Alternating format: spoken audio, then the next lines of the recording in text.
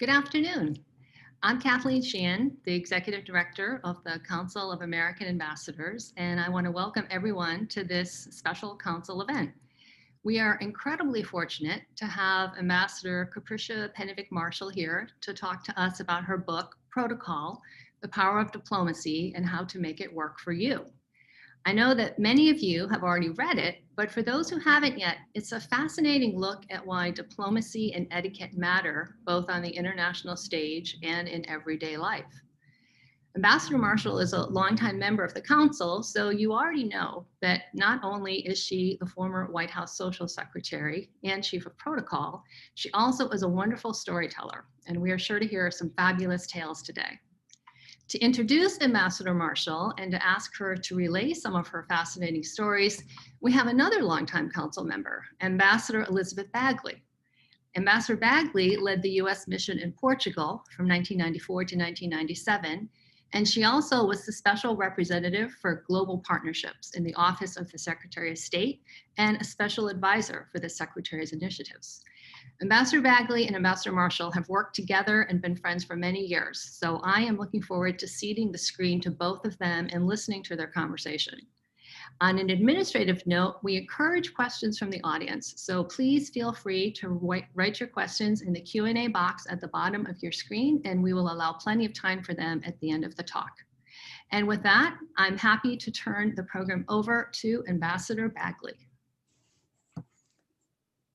Thank you, Kathleen. Does everyone hear me? I hope. Yes, good. Welcome and hello to all my fellow ambassadors. It's really a pleasure to be here and an honor to introduce and to have a conversation, which we've had of many, with my good friend, Capricia Marshall. Capricia and I go way back through to, I think, the 1992 campaign when she was the advance person, the body person, I guess they call it, for Hillary. And after that, after the president won, went into the White House and then later became Social Secretary. But in that ensuing time in 1993 to 97, I was in Portugal, and she and Hillary and Chelsea's friend came and visited, and we went all over. We went to Fatima and a lot of places, and they stayed with us in the residence. And I remember sharing the exercise room with you one morning at 6 in the morning or something crazy. And then when she became, fast forward, of course, the Obama administration, she became Chief of Protocol, which I knew she would be amazing at, using all her social secretary skills and her people skills and her incredible organizational skills. So I always thought I was type A, but Capricia's type A plus. As you will see when you read this, talking about all the things that she takes when going on a plane and things that I'm taking a list of all those things because I think it's so important. Some things I've never even thought of. But anyway, she was an amazing Chief of Protocol, and I know from where I speak because I was doing protocol for the 1992 transition and the inaugural, and have been at State Department on and off since, oh God, I'm aging myself, it's 1977, and had worked in the protocol office with the protocol people. So I can easily attest that she is by far the best protocol chief I have ever seen. Oh. She really raised it to another level. But we'll talk enough of our conversation. I would love to hear more. And I think what came to me off the page was how you put everything together, the power of place, even starting with the name, the Greek meaning of protocol. Protos first, kalao, meaning attach first.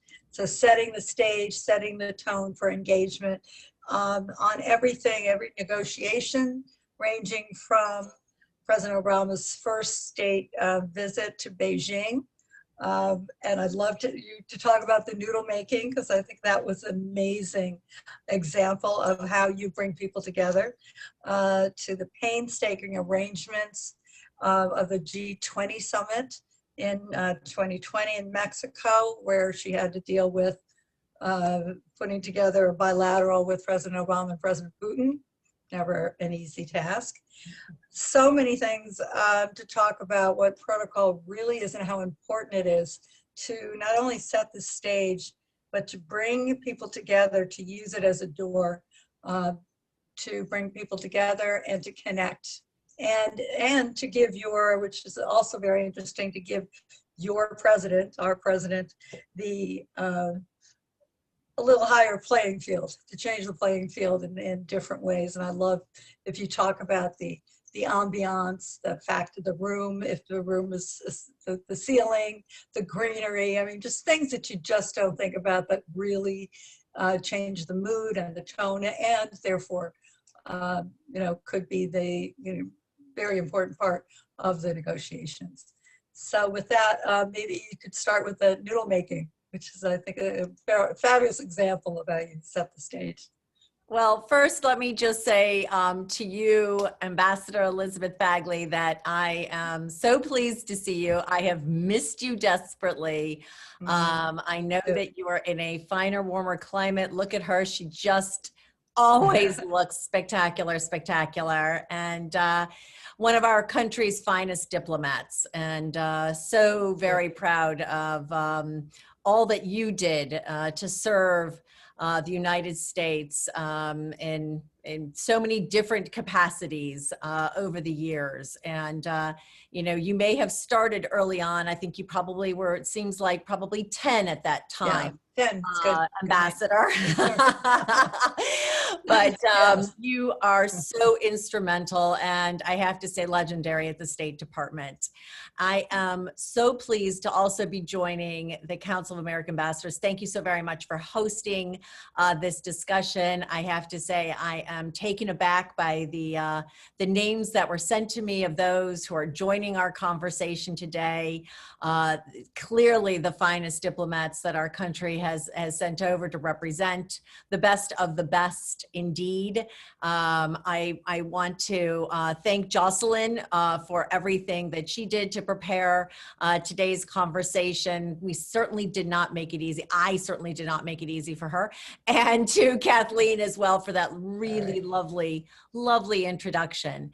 Well, I would have to start off in saying that you hit upon so many wonderful points, Ambassador Bagley, that I pull out in the book. I went about writing this book because of the lessons that I have learned over the years, the tools that I developed throughout my years as Chief of Protocol, previously also as you pointed out, Social Secretary during the Clinton administration. So many, instrumental tools that were, really essential in helping our presidents, first ladies, vice presidents, secretaries of state create those critical relationships, the connectivity.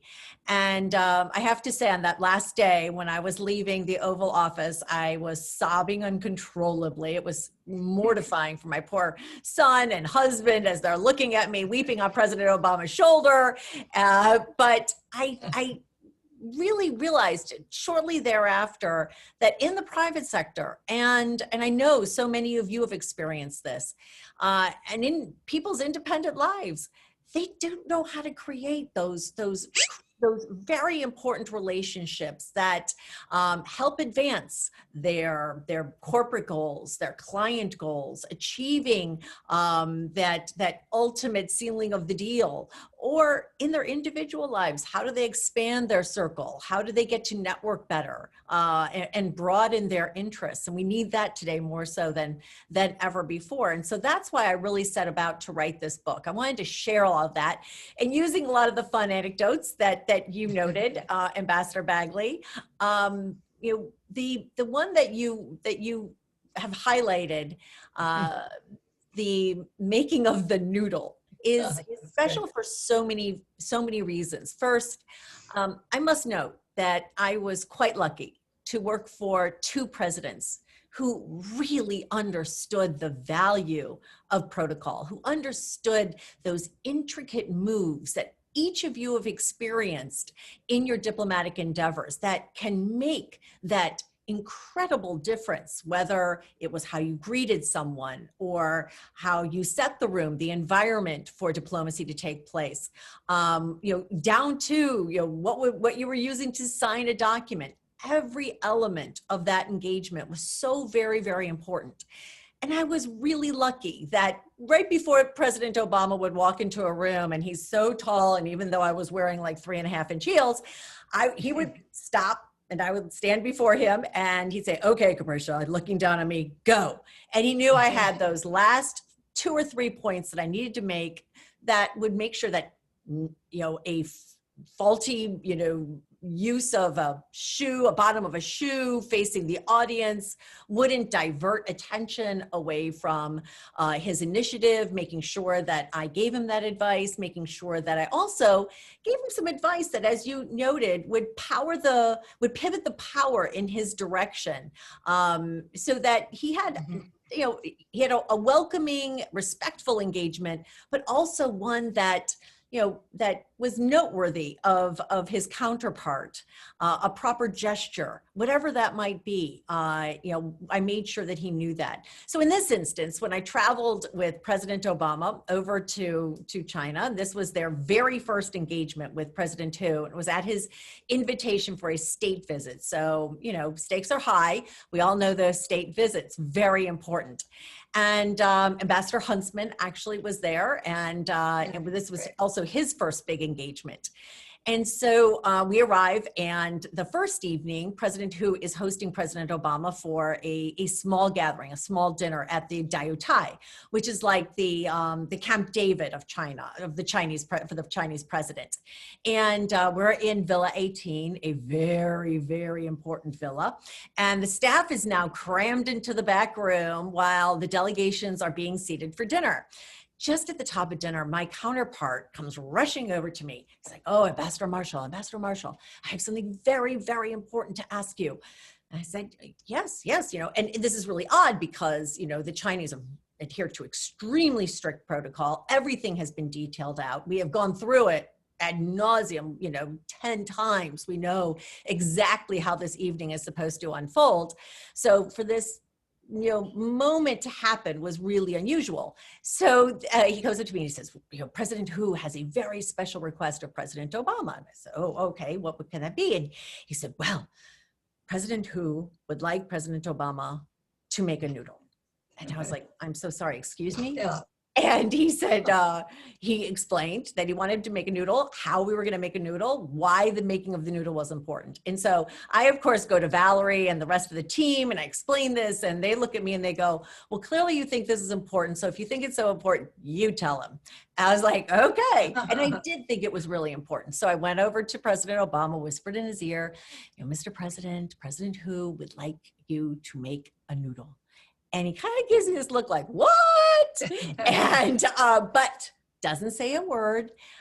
I explained to him why it was important. And he's like, "Okay, let's make a noodle." And he stands up shoulder to shoulder with President Hu, and they start bouncing this little piece of dough that begins to create this super long noodle. And what the Chinese wanted to represent, what they wanted to show in that, is that this is the beginning of a relationship that will go on for many, many years.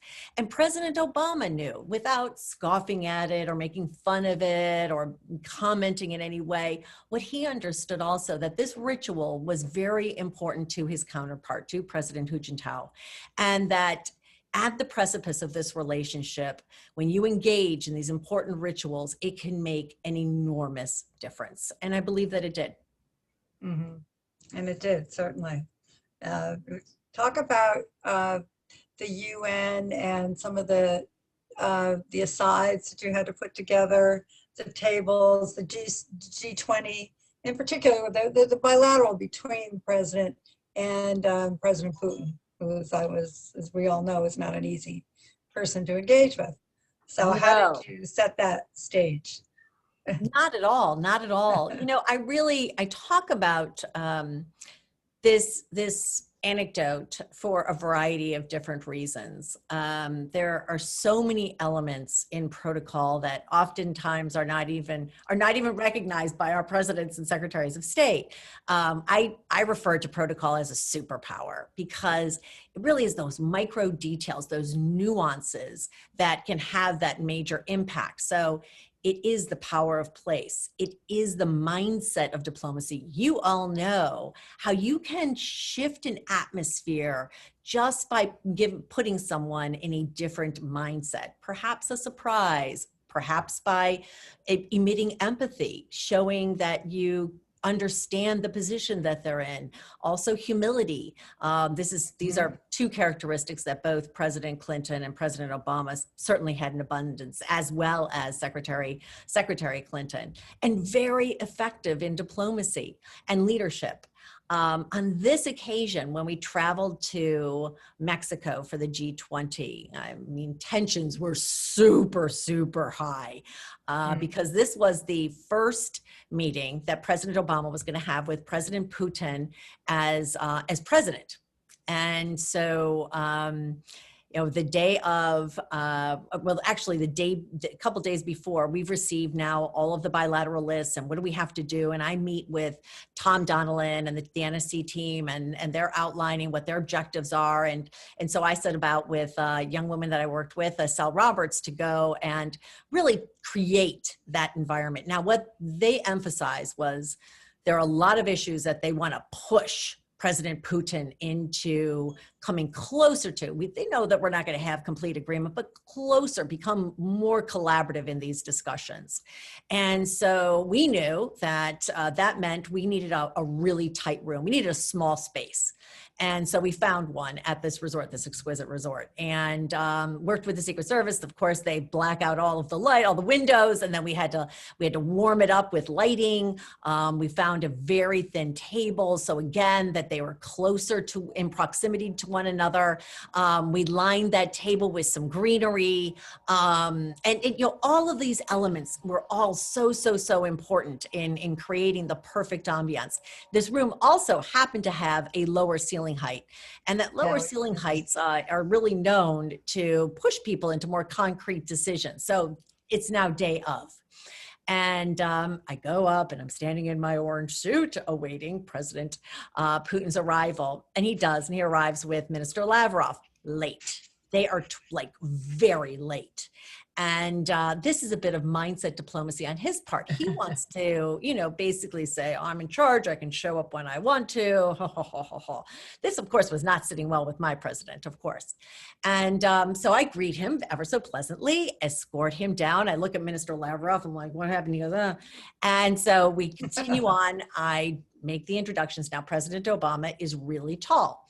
And he is standing there. What we had learned, earlier was that President Putin was very hopeful that Hillary Clinton was not going to be in attendance because she had criticized his election. And so he was like, I don't want to see this woman there. Well, President Putin blamed her for jeopardizing or undermining the election, right? Oh, 100%, 100%. And so President Obama greets President Putin, and then he says, and he steps aside and unveils his Secretary of State. Well, a little bit of mindset diplomacy takes place there. There's Putin, and he is instantly surprised, taken off guard. Game is off a little bit, and but then gathers himself as she extends her hand and, of course, warmly welcomes him. Well, all of this is taking place. I escort them now into the room, put them into this confined space. We learned several hours later with the report out that indeed, President Putin did come closer on issues like Syria, certainly not connecting with us, not completely agreeing, but closer. And that's what we were trying to achieve. So our roadmap that we laid out in protocol worked on that day. That's great. And it's so important when you think of, and no one, I don't think, realizes how important it is to know the substantive issues, to meet with Tom Donnellan and others in a NSC when you're before the event, long before the event, just to determine what the priorities are and where, and to have a sense of where you want to go, where your goals are. And then having to facilitate those goals through protocol. One of the things I think that you did so many new initiatives from the building or helping we worked on the secretary's balcony, which was really beautiful, and one that I think all secretaries of state from then on will enjoy. And you had 4th of July parties there, I remember. The other that I was involved with and loved were the trips to Experience America, trips to Atlanta. I remember going to, Atlanta, New Orleans. New Orleans, yeah. I thought you went with Yeah, and oh God, a few others. Anyway, I think the Atlanta one was really, really special, and I wondered if you could talk a little bit about the ambassadors, how you brought the ambassadors in. There are many things that you did with the ambassadors that had never been done before. That was one that had been done before, but you brought them in for meetings with government officials, really, really brought them into our government in a way that they had never been able to do before, or never experienced before. So talk a little bit about Atlanta and how, what an impact it had on them. Sure, yeah. So, the idea really stemmed from Secretary Clinton when in one of our assistant secretaries meetings, I think you'll remember this well, Ambassador Bagley, that she said, I want you to go back to your offices and I want you to determine with your teams, what else can you do in your operations to create stronger bilateral relationships? That was also why she implemented having all of our US ambassadors come back to the United States, come back home once a year to reconnect. Are we doing best practices? What else should we be doing? Let's hear from you. How are we not supporting you? That was so important to create that network of information. And she was so spot on with how we could endeavor, especially in our office, in the Office of Protocol, in strengthening those relationships. I created a new division that they still have there, but they folded it into diplomatic affairs, but it's called the Diplomatic Partnerships Division. And in that division, we concentrated our efforts on really bringing in those ambassadors who are here. And the ones that are posted to the United States are the best of the best, as you all are the best of the best abroad. The US ambassadors are considered always top shelf, right? And so we wanted to engage with them. We really wanted them to get to know us, and we certainly wanted to get to know them.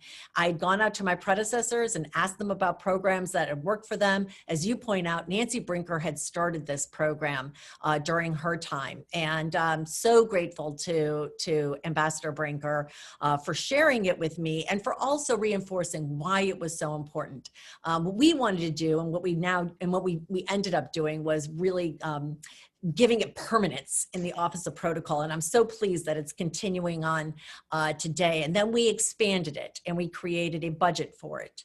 And the Experience America trips were designed to take the foreign ambassadors across the United States to different postings. Now, they paid their own way and they paid for their own hotel, of course, but then we found hosts, and from the Chamber of Commerce to various individuals who hosted dinners in their homes. There were wonderful, like, small dinners that they could experience the difference between a home in Washington, D.C., one in Chicago, one in Atlanta, as you point out, and those all the way to Alaska. And each of these trips were meant to create new relationships, new opportunities, but also to give them a slice of who we are in the United States. And certainly in Atlanta, what we really wanted to talk about was not only how great America is, but that we have some blemishes, that there are parts of our past that are hard to manage, hard to deal with. And we wanted to talk about that. In talking about that, we created some extraordinary connections. We heard from, when we brought on stage at the Martin Luther King Memorial and Library, we had John Lewis there, and that was just amazing. And he spoke of those struggles. But then the ambassador of South Africa, who was imprisoned, Ibrahim Esul, he was imprisoned with Nelson Mandela. And the ambassador from Kosovo talked about being imprisoned there because he was a journalist. And each of them were talking about their individual experiences, but how they had looked to the United States, for example, that there were these really, really difficult times, just dark, awful times. And how did we rise above them? Now, regrettably, we are still living through them, and we still have a long road to travel. But in having those critical conversations with our global partners, it certainly did what we intended, was to create those important connections with them. Mm-hmm.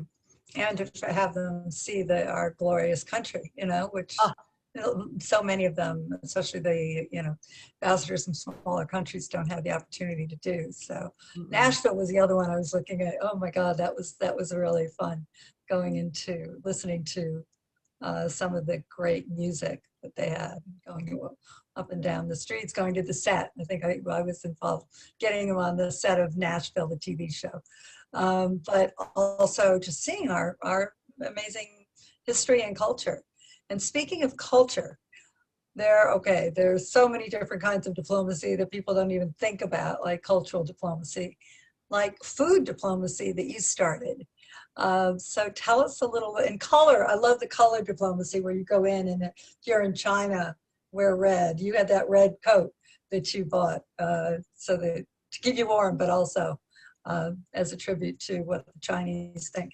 And then the number 8, there are like so many different things that and you learned and applied to make the Chinese more comfortable. So talk about food diplomacy, because I think that's, again, unique to what you did and how you started. I am just so impressed. You got all the details. Oh, I read the whole thing. Of course, I loved it. Thank you. So again, really on the heels of the directive from Secretary Clinton, and in particular, I'll tell you, she gave me a look. There was a bilateral luncheon that took place, and I've worked for her for so many years, right? That I know those looks really well. Yeah. We were having a bilateral luncheon in the Monroe Room, exquisite room on the 8th floor, and I do have to say thank you, Ambassador Bagley, for all the work that you did to help create that now $25 million endowment for those cherished rooms. I mean, these rooms, the antiquities, everything that is a part of them. It's our history. It's our American history there. And it's well over $130 million. And now they will be protected and saved and cherished forever. So thank you for all of your assistance. Thank you. With that was really important.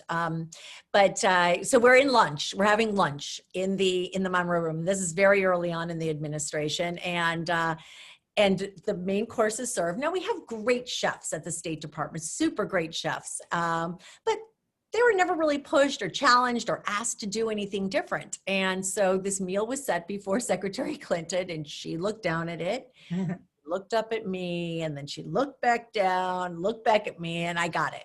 We can do better. Here's an opportunity, and we're missing it. We are hugely missing this opportunity, again, to create a critical connection with our counterparts. She's like, I go to Afghanistan, you should see the food that I receive. I know they talk about the region, they talk about the type of rice, they talk about the wine that is served, what the grapes are, why they're serving it with that meal. And we were missing it. We weren't doing any of that. And so I sat with the team, and most importantly, Chris and Jason, the chefs at the State Department, and they were so instrumental in assisting us in creating the Diplomatic Culinary Initiative.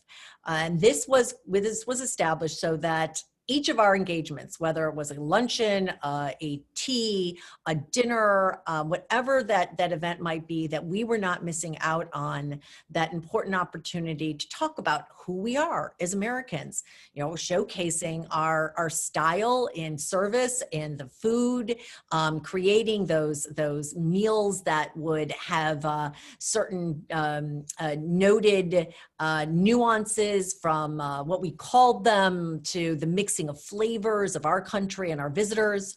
It just, all of it was really important. But probably the most important element of it was the state chef corps. And we went out and invited in, we vetted, of course, first, chefs across the country, just a whole wide variety of chefs, for them to become involved. So when they traveled abroad, they would go to our embassies and visit with them and create special meals and do special programming.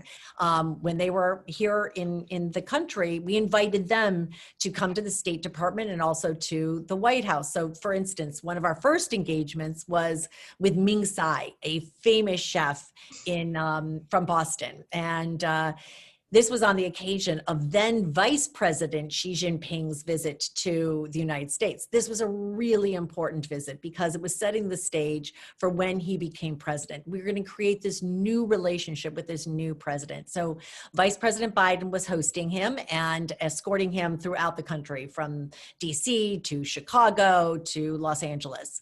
And I was with them throughout the entire occasion. So when I escorted then Vice President Xi up to the Monroe Room for a meet and greet with Vice President Biden and Secretary Clinton, and this was for a state luncheon. Secretary Clinton introduced Ming to Vice President Xi, and his eyes just lit up. The two of them started speaking in Mandarin. He was so honored, so respected. Hillary looked at me and she goes, I think we have done more for our relationship than hours at the bilateral table could have ever done in this moment. And I think she was right. Ming created an amazing meal where he, again, used the number 8 in much of the design work, the flavors, both Asian and US, local caught fish, all of it designed just beautifully to speak to this special relationship. And that's what we were really trying to achieve with the Diplomatic Culinary Initiative. Yeah, it's amazing. Really wonderful. Can you think about, I'm sure you've been asked this before, but what occasion do you think you had the best kind of impact, the most important impact on the results of the negotiations, just in terms of setting the stage and the tone and nuance and, maybe doing something a little extra that they enjoyed or that it helped to balance the conversation? Well, there were so many different ways. I can give you two that seemed small, but in the end really did make a difference. When we traveled to the Czech Republic, and we were signing then the New START treaty with our counterparts. It happened to be President Medvedev. There was a lot on the line there. Creating parity was incredibly, incredibly important. As you all know, parity is one of those tenets of diplomacy we have to adhere to, and in particularly when you're signing a document. And so the two of them got along actually really well, and it came better than Putin, obviously. Oh yeah, oh Yeah, he's a better guy. Very different relationship. So during their bilateral, I went out to go check the stage. And again, I'm with Estelle Roberts. I'm always so lucky when she's traveling with me. And we looked at the stage and we noted the chairs. There were 2 chairs that were, of course, there for the presidents to sit in to actually do the signing. I mean, the whole purpose of this entire visit is that moment when they are going to sign this document. And we said, gosh, if President Obama and President Medvedev sit in those chairs, it's going to look like President Obama is his father or his teacher or something, and he's the little student or the little kid, because it was so tiny, and he was, diminished in his height because President Medvedev's pretty short.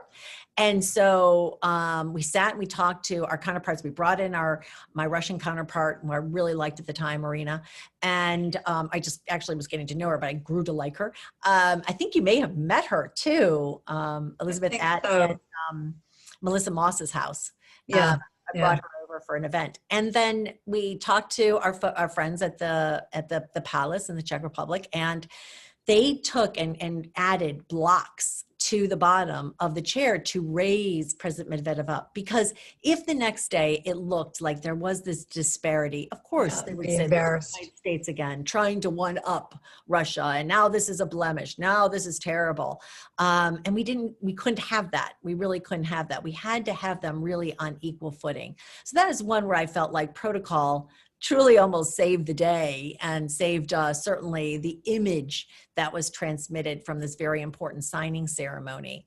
And another, that just comes to mind, soft power is so important in diplomacy and so important in protocol. And we depend upon that as Joe Nye coins it, it's that law of attraction. How do you pull someone into your way of thinking, right? And a different tool rather than hard power. So gifts were so important in that was fascinating. Sorry? That was fascinating how much it took, much creativity and energy and history and research to get the right kind of gift for, and what a major difference it made. 100%. It really did change a relationship. It emphasized a relationship. Sometimes it noted an issue that was outstanding between, and hopefully this is one of those bridges, because that's what we're all a part of. That's, as diplomats, what are we trying to do? We're trying to create bridges of understanding. So when we went to the UK, what we wanted to emphasize was just how special this special relationship is. And Her Majesty, oh my goodness, I love her. She's just so adorable. Bag. Yeah, tell the story about the bag. Oh my goodness. So this visit, I felt like I just had gone to the peaks of protocol. And Her Majesty acts as her own chief of protocol. But at the welcoming ceremony, at the arrival ceremony, it was Her Majesty, Prince Philip, President Obama, Mrs. Obama, myself, and another protocol officer from Buckingham Palace standing there. And we as staff are trying to blend into the wall. We don't want them to see us, but just in case they might need us, we step forward. Well, I saw Her Majesty walking out with her bag still over her arm. And I thought, well, maybe she doesn't want to hand it to this young man because, he's a man. And so lose it, yeah. Right? And in the United States, I sometimes have 3, 4, 5 bags on my arms, holding them for women when they have to go out for these very special ceremonies or to do a receiving line.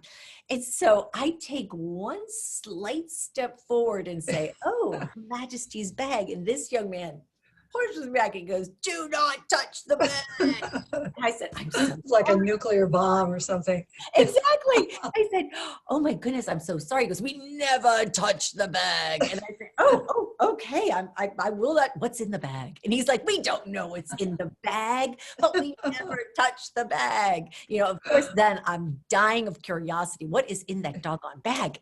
And I kept asking everybody. They thought that perhaps Her Majesty was carrying a mobile phone so that she could call her grandchildren. That was so sweet. Yeah, that's sweet. So after that, then they were escorted upstairs in Buckingham Palace to the luncheon. So the suite, the delegations, they call them suites, they go in behind closed doors to have the luncheon. And we are told now to set out our gifts. Her Majesty likes a full-on presentation of the gifts, and they're on tables, long tables with white tablecloths over them. So I set about doing this. Now, as Ambassador Bagley notes, we had researched like crazy. And the reason being is because the Brits were all waiting, what will the Americans bring? Because there was a little bit of... What they do wrong? Right.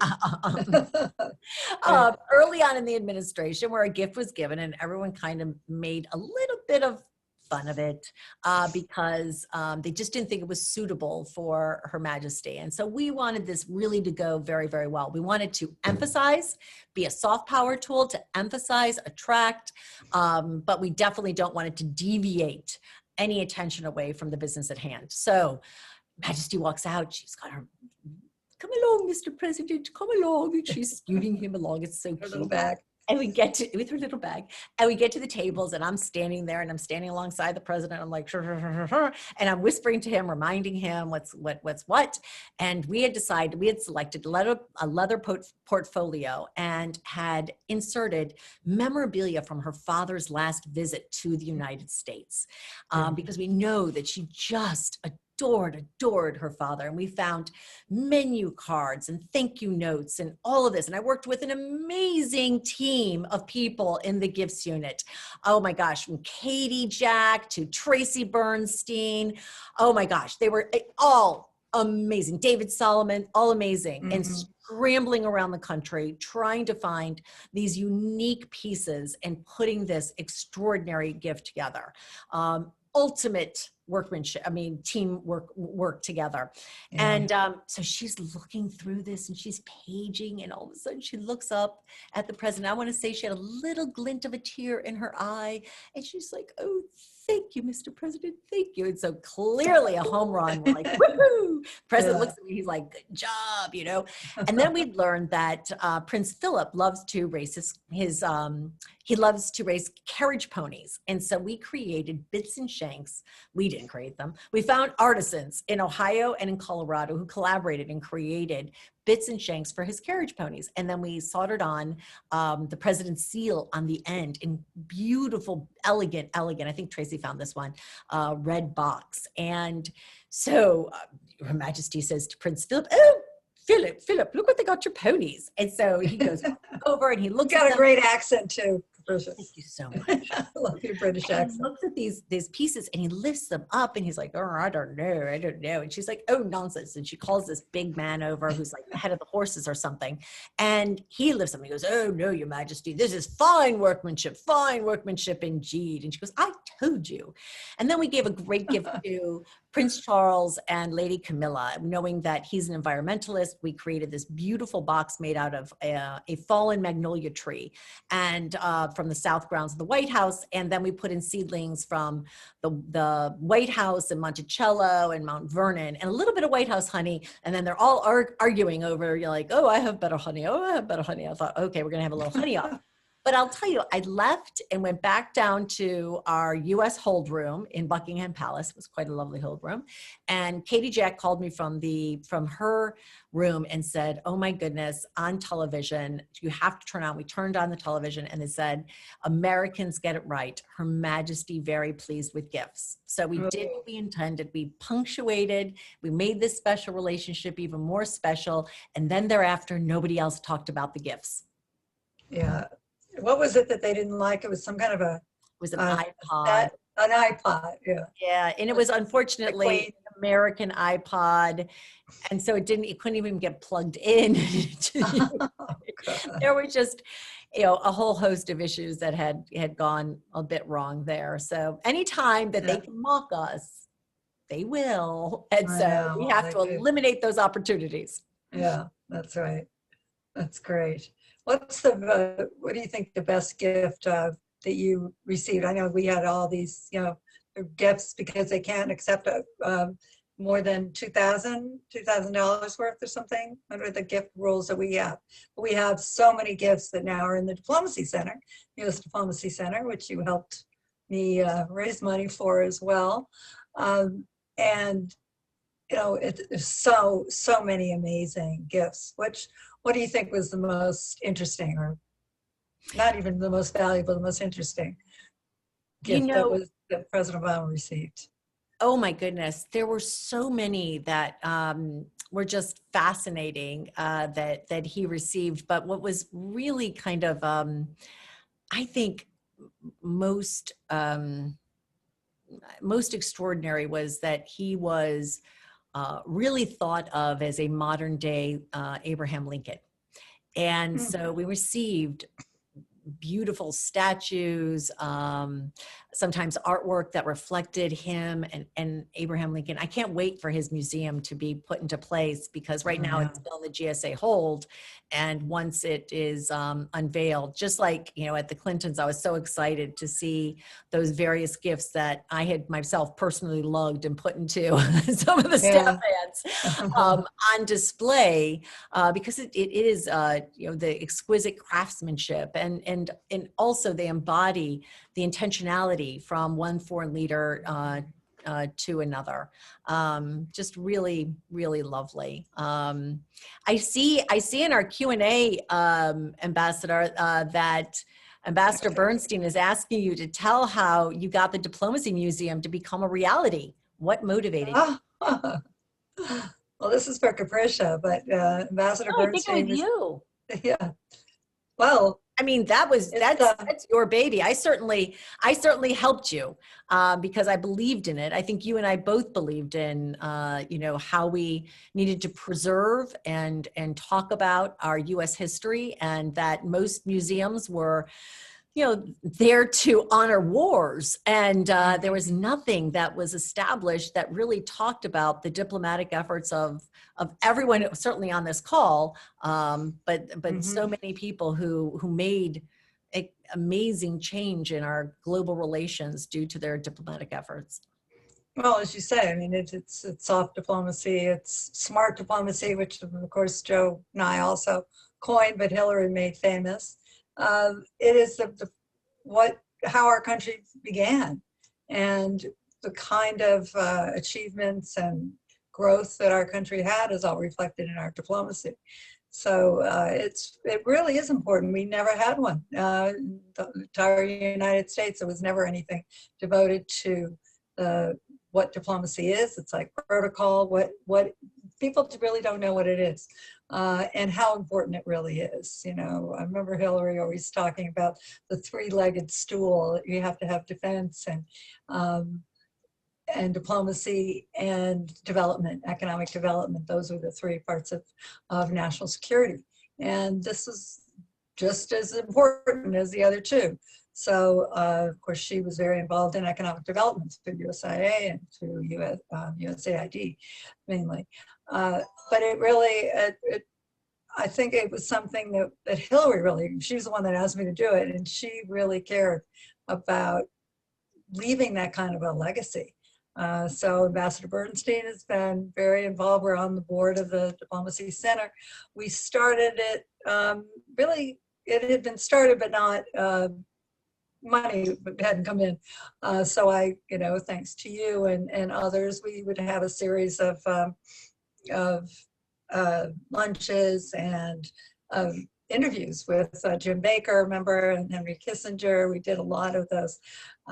It was fascinating, and I think it really elevated the whole nature of the project, but also elevated diplomacy in the eyes of the private sector and the public sector. It's something that, again, she appointed me to be the first representative for global initiatives, and that was all about public-private partnerships, as you talk about doing, and creating so many, initiatives at state. It's not just the federal government. It's not just the State Department. It's working with so many other organizations, NGOs, corporations, and together they all become part of the diplomatic fabric. So very important, and thank you for all you did for that too. And another feather in our caps.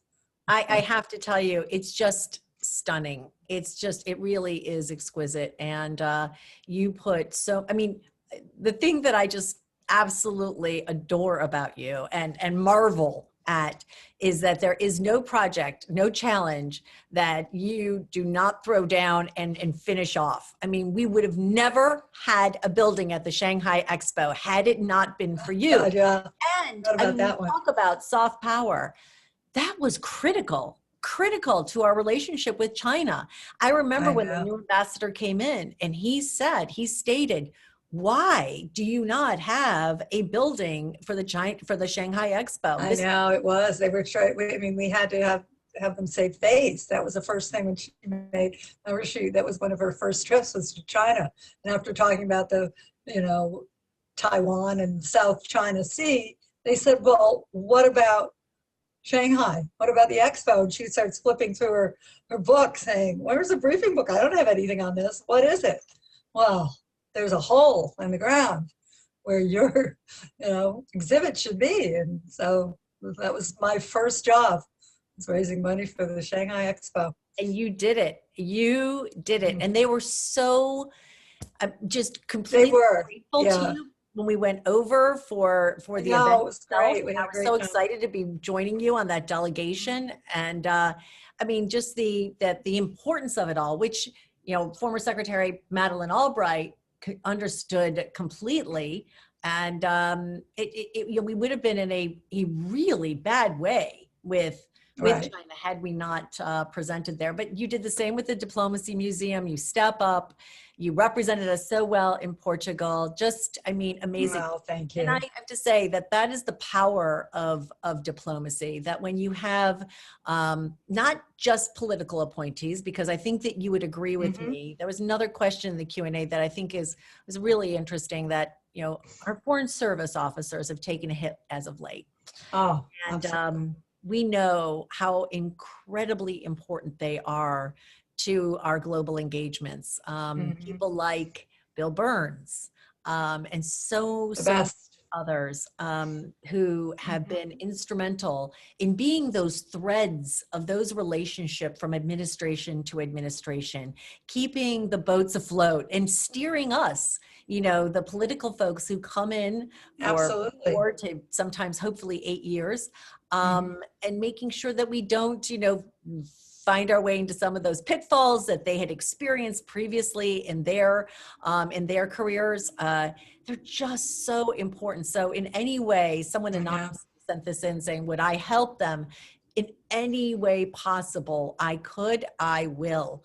I will absolutely go to FSI. I will absolutely assist. And I'm already sending 2 great people as foreign service candidates to go to the school and apply and see if they can get in. Oh, great. Well, we need them. They've lost so many. Diminished. It's terrible. It's really terrible. But yes, on both accounts. Right. Are there any other questions? It's Kathleen. I don't see any others in the Q&A myself. There was one other question that was sent in via email that I was sort of interesting, and that is, what do you find to be the greatest challenge between practicing protocol in your personal life versus practicing protocol when you're working on behalf of the Department of State? What is interesting is that you are, what I'm attempting to do now in the private sector life I am now leading, is to really draw upon those tools. Protocol is all about preparation, and preparation can be incredibly powerful. People are not aware of just sometimes how powerful. We actually have seen it on display when it is ignored, when you disregard the guidelines that you are given, when you scoff at planning and following the well-laid path that your advisors, assistants have made for you when you are in leadership positions. When these rules, these guidelines are ignored, we either look as though we're confused, or it can create chaos, or sometimes it can be deemed to be a bit malicious, like there's some malintent there. And you never want that. You want to make sure that you're always in control, that you are leading this charge. In protocol, we not only were building those bridges of understanding, but we were also trying to persuade. And that you can do so easily in your business negotiations, in your individual life, because you want to create that connection, but then you want to pull people into your way of thinking and have them understand the position that you are coming from, the directive that you're giving them. Planning can also be incredibly influencing, because now you're on my road, my path.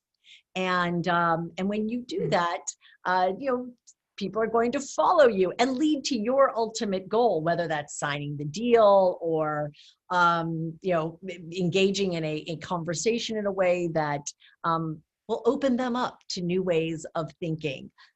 What's also really powerful about preparation and planning, the protocol important pieces, is that it allows you some flexibility. You can go take an off-ramp.